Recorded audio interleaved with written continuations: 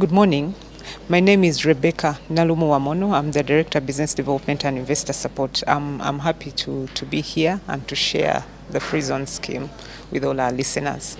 Okay, maybe just a little brief. Talking about export, first give us a brief statistics regarding Uganda's exports to foreign markets. Currently, we have the coffee industry being the leading foreign exchange earner in export trade. But we know that we have many more opportunities also in other sectors like dairy, which is also one of the front runners. We also have potential in cocoa and also leather. The reason we've organized this sensitization meeting is to tell the business community out there that the opportunities for expanding from just selling in Uganda are immense, because we have negotiated markets to access countries like Kenya, we have Tanzania, we have the EU market, we have the AGOA market, we have other markets outside just the EAC where we can expand and benefit from the markets they are in. So we know that as a country, value addition is top on the agenda. Reason is that because a lot of our products are sold in raw form.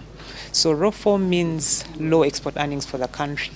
But with value addition, for instance, if instead of selling the coffee beans, if you sell instant or soluble coffee, you're able to earn much more, 5 times more than what we earn today. So through the free zone scheme, we know that it not only enables you to access these markets duty-free and quota-free, but when you invest in value addition, if you're bringing in your plant and machinery, if you're bringing in your spare parts, if you're bringing in all transport equipment or any equipment relevant or related to the investment that you make in a free zone, you can benefit. So we organize the sensitization meeting for those who are in the industry, those who are in coffee export, those who are in dairy export, those who are in leather and leather products export, so that we encourage them to explore the opportunities that have been created under the free zone scheme. Actually, in your conversation, you talked about value addition for export. To what extent have Ugandans adapted the value addition concept? Well, I must say that we see a big progress in some sectors. I'll give an example of dairy. There's been a lot of value addition in dairy, because we see in countries like Kenya, a lot of our products, dairy products, are being sold on the market now. We've seen butter, we've seen milk, packaged milk being sold, we've seen yogurts, and so many other dairy products. But we note that in other industries like coffee, we are still largely exporting coffee beans, and yet we have the potential of adding value, processing it further into instant coffee, so that we sell into these other markets. Leather also, most of our exports are wet blue. What we want to see in the leather industry is where we add value and start selling bags, start selling watches with leather, start selling leather products, more value added leather, like footwear is one of the opportunities. So we as Ugandans haven't ventured into that. So we know that other sectors have had some successes, like the dairy industry, but the other sectors, even cocoa, I know we have some chocolate exporters, for instance, but there's still much more opportunity that Ugandans can take up within those other industries. And maybe now talking about export, how can a local person tap into this opportunity? Because majority think probably this is for the rich. How can the common person deep in the village watching right now be able to access this opportunity? I'll specifically talk about the free zone scheme and the opportunities therein. For you to qualify, even a Ugandan, all you need is to have your business registered. So you incorporate or register your business solely for operating a free zone. Once, you need to have a site, obviously. You need to be located somewhere. So once your business is registered, and then you apply to us, the Uganda Free Zones Authority, then we take you through the process of registering. So one is you need to register your business. Then 2, you need to give us a business plan. In your business plan, you have to show us where you intend to export, because the free zone we specifically promote export-oriented investments. You have to show us in your business plan the markets that you wish to export to. In case you need more information about other markets, then we can provide you with that information. So you show us in your business plan, your investment, the export markets, the jobs you're going to create. Then we take you through an evaluation process. Once that evaluation of your business plan has been carried out, we've ascertained where you intend to set up, and there are no negative impact on the environment or any other social related impact, then we come in and help you to get your business to operate under the free zone scheme. So the primary requirements for you to operate a free zone is registration.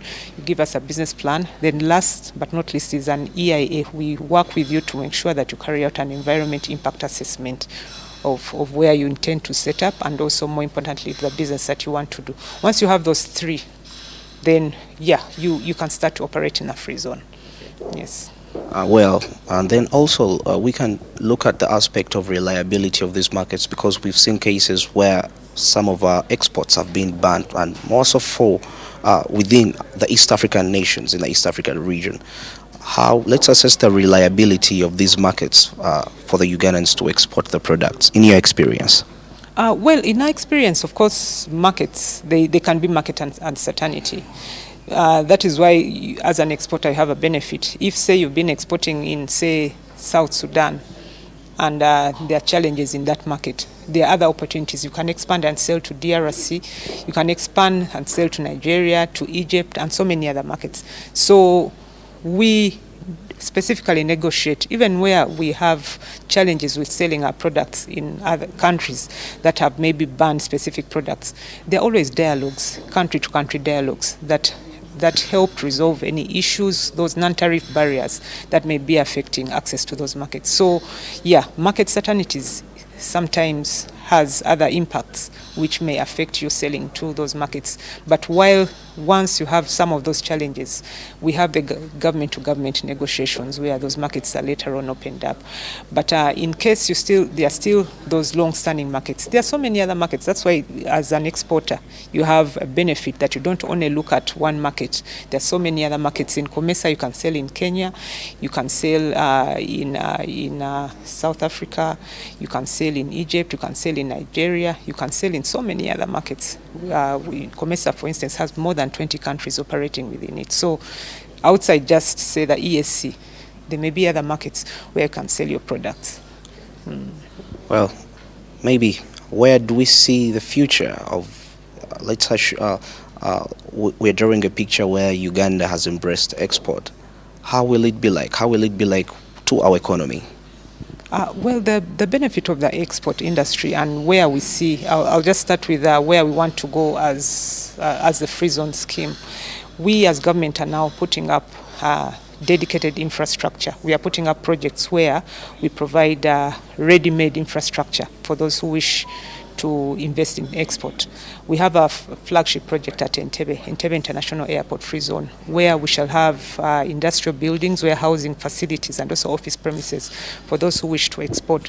So what we want to see in future is, as government, to deliberately set up these facilities countrywide, within Western Uganda, within Eastern Uganda, within Northern Uganda, where either we give you the ready-made industrial facilities or we lease land to you so that you produce for export. The reason why I really want to emphasize this export, the value addition for export, is we are now even expanding into Africa, primarily to start through the Africa Continental Free Trade Area, which has markets of over 1.3 billion people.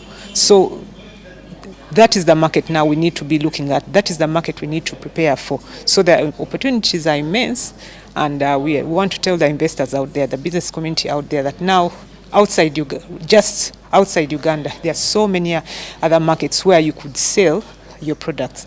In Africa, for instance, Africa is a net importer of food products, and yet as a country we have a comparative advantage. We have the good climate, we have the good fertile soils, we even have a liberalized economy that doesn't restrict you in what to invest in. So the inflation is single digit. So economic growth is really, we are progressing. So we are really there, getting there. So we want to tell all the business community out there that come take up the opportunities, come to us, get the information that you need. We shall help you, we shall handhold you, especially the Ugandans who are looking for markets out there. We shall work with our embassies abroad, handhold you so that we help you access those markets. The issues, I know there have been issues of standards and alike, but as government, I know there are efforts underway with other government institutions to handle standards. We're working with the Ministry of Agriculture on the sanitary and phytosanitary, because Ministry of Agriculture, for instance, is one of the institutions that we want to see in these zones that we set up, so that we facilitate those who are in agro-processing to be able to access these markets at a competitive price and also with the standards that is required out there. Lastly, we were discussing something and you mentioned Sudan, and I remember just I think 2 weeks back there was a launch of the South Sudan Uganda Business Forum. Now the fact that Sudan is on board, and of course traders are going to be trading their products right there despite the insecurities that it's been known for. What should we, how is Sudan's market in particular, a Ugandan would want to know? Is it reliable for our exports, and what are those exports in particular that could be of great relevance to them? Even the industries that we're talking about today, like we are talking about dairy products, we are talking about processed leather products, we are talking about coffee, we are talking about steel products, we are talking about soap. All the fast-moving consumer goods, for instance, can be sold in the Sudan market because Sudan is just next door.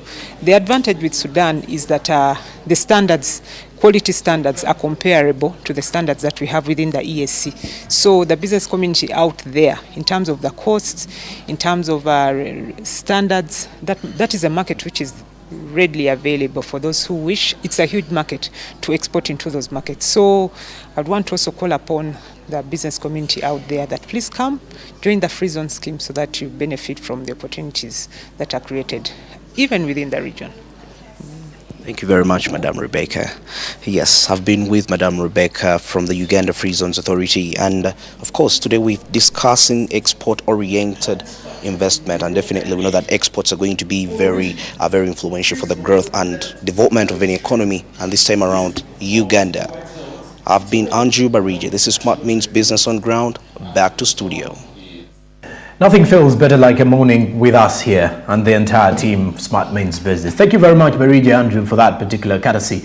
And thank you very much, dear viewers, for being with us from 7 a.m. till 10 as we're winding up with our discussions to do with business every morning. It is 4 minutes to the top of the hour, and I'm Jerome Paul. So you're coming up after the break is Financial Markets with Anthony Sebale, taking you through the world of investment, securities, bonds, and more. Later on will be Fred Makubia with Yugi Tukole and Naomi Mutumba with more of Scale Up, Jenkolela with Hassan Nduga. Tonight, we shall also be having the Polycon and more of that. Stick around with Smart 24 TV.